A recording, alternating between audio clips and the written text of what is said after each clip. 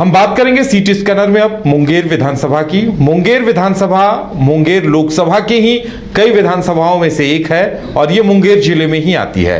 और फिलहाल यहाँ बीजेपी से प्रणव कुमार विधायक हैं, लेकिन मुंगेर का इतिहास क्या रहा है, वहां के जातीय समीकरण क्या है और इस बार किसके समीकरण स्ट्रांग है, इन तमाम चीजों पर चर्चा करेंगे। हमारे साथ हमारे वरिष्ठ सहयोगी राकेश रंजन जी हैं। राकेश रंजन जी, मुंगेर विधानसभा के समीकरण किस तरह से देख रहे हैं इस बार आप वहां के समीकरणों को? देखिए, मुंगेर विधानसभा में जो पहला चुनाव हुआ था वो 1957 में हुआ था और तब निरपद मुखर्जी कांग्रेस के टिकट पर यहां चुनाव जीतने में सफल रहे थे। 1957 से 1972 के बीच जो आपको यहां पर 5 चुनाव हुए, उस दौरान कांग्रेस का दबदबा दिखा था। 3 बार कांग्रेस पार्टी यहां से चुनाव जीतने में सफल रही थी। एक बार भारतीय जनसंघ जीता था और एक बार जो है संयुक्त सोशलिस्ट पार्टी को भी कामयाबी मिली थी।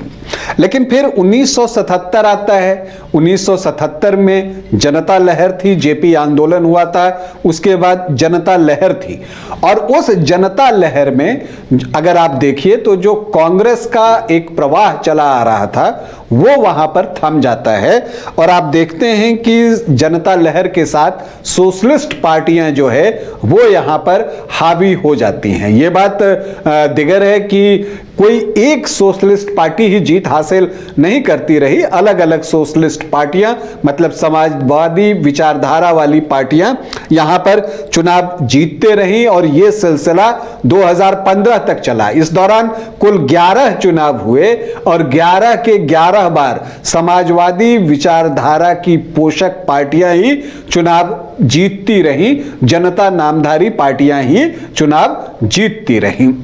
लेकिन 2020 में मुंगेर में पहली बार कमल खिला और कमल खिलाया प्रणव कुमार ने। तो अब इस बार का चुनाव बहुत रोचक हो गया है, क्योंकि आप पिछली बार ही देखेंगे कि जो मुकाबला हुआ था तब बीजेपी से प्रत्याशी प्रणव कुमार यादव जाति से आते हैं और आरजेडी के प्रत्याशी अविनाश कुमार विद्यार्थी वो भी यादव जाति से ही आते हैं। तो 2 यादवों के बीच जो है, यदुवंशियों के बीच मुकाबला हुआ। अब इस बार क्या होगा, क्या यही चीजें रिपीट होंगी, ये देखना दिलचस्प होगा। क्योंकि मुकाबला पिछली बार जो हुआ था वो कांटे का मुकाबला था। परिणाम जब तक आया नहीं था, लोगों की धड़कनें तेज थी, प्रत्याशियों को की तो थी, जो चुनाव को मॉनिटर करते हैं, चुनाव परिणाम के दिन देखने वाले, उनकी भी धड़कनें जो है वो बढ़ी हुई थी। पता नहीं चल रहा था आखिरी मोमेंट तक कि जीत किसे मिलेगी। अगर आप यहां पर देखें तो अब तक कुल 17 चुनाव जो है वो मुंगेर विधानसभा में हुए हैं। देखिए, मुंगेर की जब हम बात करते हैं तो मुंगेर एक ऐतिहासिक स्थल भी है और अपने ऐतिहासिक धरोहरों के लिए भी जाना जाता है। बंगाल के अंतिम नवाब मीर कासिम का जो फेमस किला है वो यहीं पर है, गंगा नदी के किनारे। और इसके अलावा आप देखिए तो मुंगेर बंदूक कारखाने के लिए भी प्रसिद्ध है। केंद्र इन बंदूक निर्माताओं को लाइसेंस जारी करता है, राज्य सरकार जो है सुरक्षा का देखभाल करती है। तो यहां पर जो 17 चुनाव हुए हैं उसमें कांग्रेस को सिर्फ 3 बार कामयाबी मिली है। तो आप ये कह सकते हैं कि मुंगेर विधानसभा में समाजवादी विचारधारा ही प्रवाहित होते रही हैं। 3 बार कांग्रेस और 1 बार आपको यहां पर बीजेपी दिखता है और जनसंघ, भारतीय जनसंघ को भी 1 बार कामयाबी मिली। तो इन 5 बार को अगर आप छोड़ दें तो 1 दर्जन बार समाजवादी विचारधारा वाली पार्टी यहां से चुनाव जीतने में सफल रही है। कांग्रेस 3 बार, जेडीयू भी 3 बार, आरजेडी भी 3 बार, जनता दल, जनता पार्टी 2-2 बार, बीजेपी, लोकदल, संयुक्त सोशलिस्ट पार्टी और भारतीय जनसंघ एक एक अवसर पर चुनाव जीतने में सफल रहा है।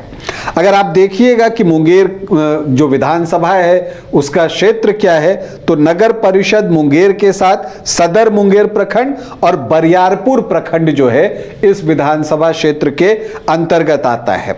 अगर हम सर्वाधिक जीतों की बात करें तो मुनाजिर हसन है जो यहां से सर्वाधिक 4 बार चुनाव जीतने में कामयाब हुए हैं और रामदेव सिंह यादव 3 बार इस सीट को निकालने में कामयाब रहे। 3 बार उन्होंने मुंगेर का प्रतिनिधित्व किया।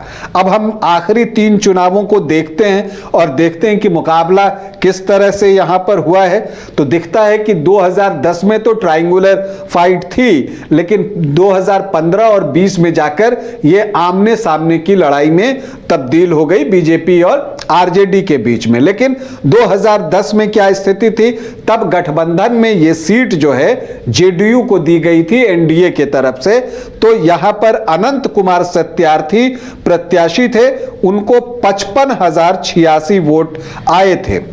शबनम परवीन कांग्रेस प्रत्याशी, ये आरजेडी की प्रत्याशी थी, 37,473 वोट लाने में कामयाब हुई। 29% वोट उनको आए थे। जेएमएम ने भी उस वक्त यहां से अपना प्रत्याशी दिया था। झारखंड मुक्ति मोर्चा, जो कि अभी झारखंड में सरकार में है, वीरेंद्र भारती उनके कैंडिडेट थे। 11,408 वोट उनको भी आए थे, 8.8%। और कांग्रेस के प्रीतम सिंह चौथे स्थान पर चले गए थे 7,626 वोट के साथ, 5.89% उनका वोट था। तो अनंत कुमार सत्यार्थी 42.5% वोट लाकर 17,613 वोटों से चुनाव जीतने में कामयाब हुए। फिर 2015 आता है, महागठबंधन बना जिसमें जेडीयू, आरजेडी, कांग्रेस तीनों शामिल थे। सिटिंग सीट जो है वो जेडीयू की थी, लेकिन सीट लड़ने के लिए दे दी गई आरजेडी को। आरजेडी ने विजय कुमार विजय को यहां से अपना प्रत्याशी बनाया, तो बीजेपी ने प्रणव कुमार को चुनावी मैदान में खड़ा कर दिया। विजय कुमार विजय 77,216 वोट लाने में कामयाब होते हैं। 45.63% उनका मत प्रतिशत था। और प्रणव कुमार 72,851 वोट लाते हैं, 43.05%। तो इस आमने सामने की लड़ाई में कांटे के मुकाबले में विजय कुमार विजय 4,365 वोटों से चुनाव जीतने में सफल होते हैं। फिर 2020 आता है, जेडीयू वापस से एनडीए फोल्डर में आ चुका था और राजद जो है कांग्रेस और लेफ्ट के साथ नए महागठबंधन में था। अब ये जो लड़ाई होती है, इस बार प्रणव कुमार यादव बाजी पलट देते हैं। प्रणव कुमार यादव को 75,573 वोट आते हैं। उनका मत प्रतिशत जो पिछली बार 43% था, इस बार 45.5 से ज्यादा चला गया, 45.7%। और आरजेडी ने अपने सिटिंग विधायक का टिकट काटकर अविनाश कुमार विद्यार्थी को दिया और अविनाश कुमार विद्यार्थी 74,329 वोट लाने में कामयाब रहे। मतलब उनका मत प्रतिशत 45% था। 2015 में उनको 45.63% वोट मिला था। 2020 में बस 0.63% वोट उनको कम आए। लेकिन यहां पर प्रणव यादव ने जो है अपने वोटों में 2.5% के लगभग इजाफा किया, जिसका कि फायदा उनको मिला। लेकिन हार जीत का मार्जिन रहा सिर्फ 1,244 वोट। तो बिल्कुल रोमांचक मुकाबला था, कांटे का मुकाबला था। अब इसीलिए इस बार क्या होगा, इस पर लोगों की चर्चा है। क्योंकि अगर आप देखिए कि एक तरफ 45.7 और एक तरफ 45%, तो 0.7% का ही मार्जिन है। कहने का मतलब यह है कि 0.35% वोट भी इधर उधर हो जाए तो परिणाम यहां बदल जाएगा। और इसीलिए मुंगेर विधानसभा की यह सीट जो है वो बहुत महत्वपूर्ण हो जाती है, रोचक हो जाती है, दिलचस्प हो जाती है और लोग इस सीट के बारे में जानना चाहते हैं कि आगे क्या कुछ होता है। देखिए, अगर हम दावेदारों की बात करें तो यहां पर आरजेडी से आपको अविनाश कुमार विद्यार्थी, मुकेश यादव के नाम से भी जाने जाते हैं, संभवतः टिकट उन्हीं को मिलेगा, यह संभावना दिखती है। क्योंकि पिछली बार बिल्कुल कांटे के मुकाबले में हारे थे, जनसंपर्क भी कर रहे हैं, लोगों से मिल रहे हैं। विजय कुमार विजय 2015 में विधायक थे, अब वो दावेदार बनते हैं नहीं बनते हैं ये देखना दिलचस्प होगा। और बीजेपी से सिटिंग विधायक प्रणव कुमार जो है फिलहाल टिकट की रेस में आगे चल रहे हैं। अब आगे क्या कुछ बदलता है, चूंकि चुनाव में तो आखिरी मोमेंट तक कुछ कुछ होता रहता है, लेकिन अभी प्रणव कुमार यादव दावेदारी में आगे चल रहे हैं।